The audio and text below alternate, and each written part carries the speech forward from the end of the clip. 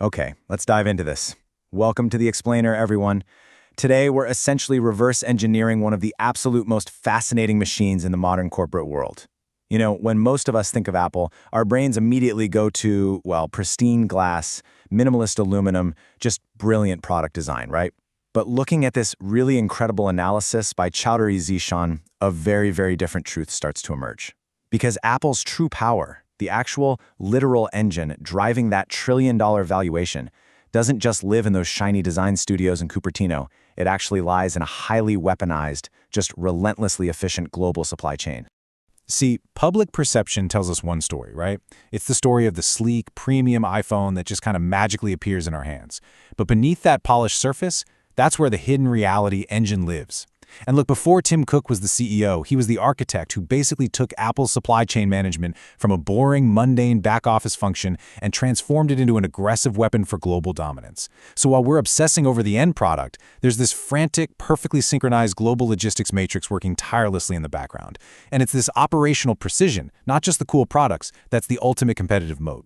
So to reverse engineer this massive empire, we've got a blueprint. We'll hit 5 key areas today: the reality engine, the idea that inventory is fundamentally evil, how they master the supply chain, the China Plus One pivot, and finally, that ultimate competitive moat. All right, kicking things off with Section 1, the reality engine. I want you to literally look at the device you're watching this on right now, or maybe the phone sitting next to you. The physical journey it took to get to your hands, it's a precision blueprint. This reality engine is basically a seamless, highly orchestrated dance connecting microscopic silicon chips all the way to massive cargo planes flying across the globe. I mean, Apple operates a globally distributed manufacturing network, but it behaves with the tight, singular focus of a completely centralized company. It's a logistical ballet. Millions of components crossing oceans and borders so perfectly, so quietly that you and I never even have to think about it. Which brings us to Section 2. Inventory is fundamentally evil. Tim Cook famously said exactly that. Inventory is fundamentally evil. And just think about how high stakes that philosophy really is. For Apple, sitting on products in a warehouse isn't just, a slight inefficiency. They view it as a literal threat to their survival. Tech decays. It loses value incredibly fast. Storing things costs money, it risks obsolescence, and it completely eats away at your profit margins. So in Apple's world, speed is absolutely everything. And this brilliantly illustrates how they pull that off. The traditional manufacturing model is all about building products and then letting them sit in these slow rotation warehouses, just waiting for buyers, right? But Apple's just-in-time or JIT model completely flips the script. They use hyper-accurate, predictive demand forecasting to build exactly what is needed, the exact moment it's needed, and then they ship it rapidly directly to consumers or to their retail stores. Because of this intense system, Apple's inventory turnover cycles aren't measured in months. They're not measured in quarters. They are measured in mere days. Literally, days. Like, you might wait weeks for the new iPhone to ship, but Apple actually holds onto that physical box for less time than milk lasts in your fridge. It's wild. And this stunning reality means they preserve those massive margins and can pivot almost instantly if consumer demand suddenly shifts. It is just an astonishingly lean way to run a company of this scale. Okay, Section 3. Mastering the supply chain. Notice the stark division of labor they've set up here. At the absolute center, Apple maintains ironclad intellectual control. They dictate the product design, the software ecosystem, the chip architecture, and some uncompromising quality standards. But on the outside, partners like Foxconn, Pegatron, Luxshare, and TSMC are the ones handling the physical execution. Foxconn became especially vital because they figured out how to master Apple-scale manufacturing with extreme precision. So Apple gets massive scalability and way lower capital expenditure, basically without ever having to pick up a screwdriver.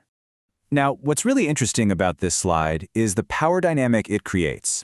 Apple leverages its massive scale, and honestly, the sheer prestige of its ecosystem to systemically lock in its suppliers. These suppliers become so deeply dependent on Apple's lucrative revenue streams that Apple suddenly gains the power to demand pretty much anything they want. They completely tilt the seesaw in their favor. And believe me, they do not hesitate to use that leverage. They impose these intense, iron-fisted tactics on their partners. We're talking strict quality standards, total operational transparency, and aggressive pricing that regularly leaves those suppliers operating on razor-thin margins. Yet the suppliers eagerly tolerate it. Why? Well, because access to Apple's guaranteed massive production volumes is just way too lucrative to walk away from.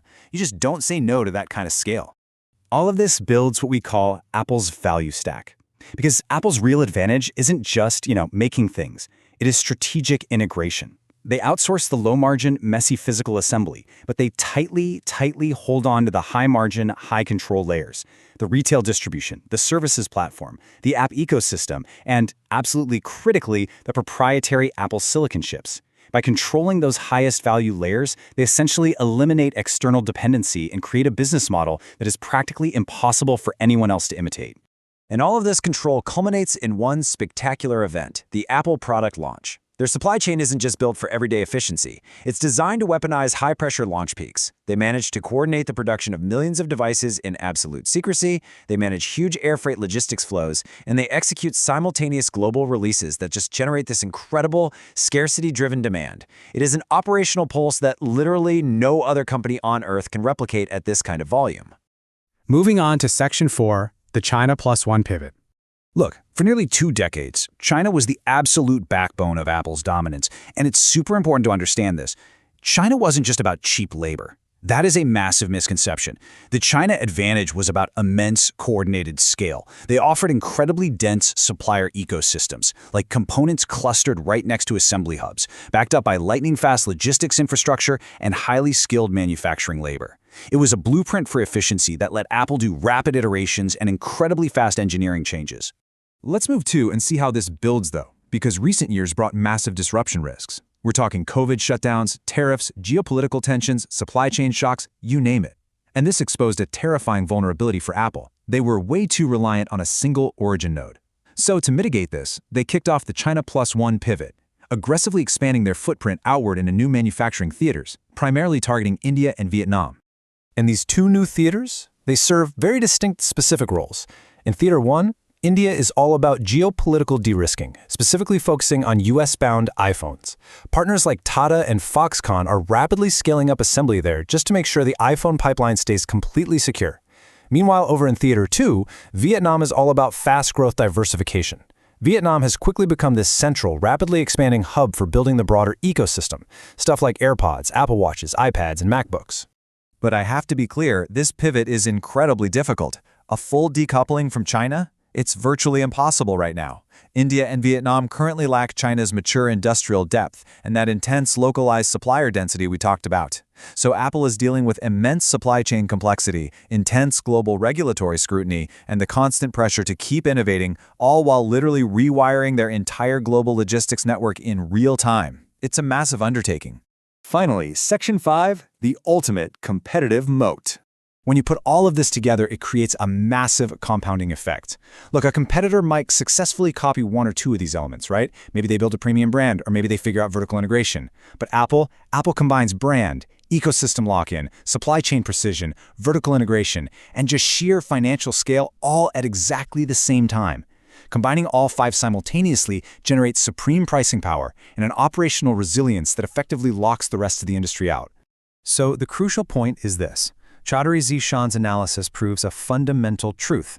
At Apple, operations is not a back-office function. It is the primary source of their strategic dominance. It's an executive playbook that demands eliminating unnecessary inventory, fiercely controlling core technologies while outsourcing the physical execution, and strategically using logistics as an aggressive weapon in the marketplace. But as we look to the future, Apple's magnificent machine is facing some unprecedented stress. Geopolitical tensions are rising, and the world is pushing back against these centralized supply chains. It is a crazy, high-stakes balancing act. The whole world is watching to see if this reality engine can actually keep running. Can Apple's operational excellence truly survive global fragmentation? I'd love to hear what you guys think, so drop your thoughts in the comments. And hey, if you enjoyed tearing down the illusion to see the high-stakes reality underneath, please subscribe to the channel for more explainers that decode the hidden strategies shaping our world. Thanks for learning with me today, and I'll catch you in the next explainer.